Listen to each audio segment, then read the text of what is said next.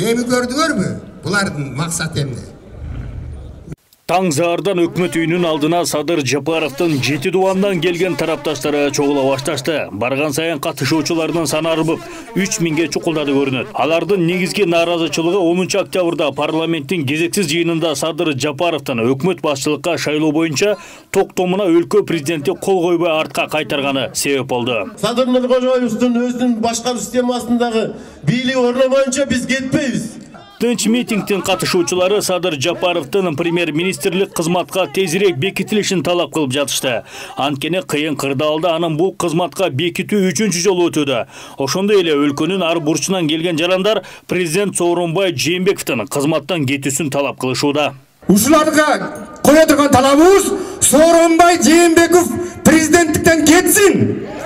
Садыр Жапаровдун тарапташтары күн сайын көбөйүп, калдайган кыргыз эли толугу менен колдоп жатат. Митингдин катышуучуларынын айтымында, алар өлкөдө тынчтык орноп, саясий туңгуюктан чыгып, эки тизгин бир чылбырды Садыр Жапаровдун колуна толук өткөрүп бергенге чейин аракетин токтотушпайт. Ошондой эле саясатчыларды жана мамлекет башчыны премьер-министрдин жана командасынын ишине кийгилишпөөсүн суранышат. Анткени өлкө кыйын кырдаалга кептелгенде Садыр Жапаров толук жоопкерчиликти биринчилерден болуп мойнуна алды.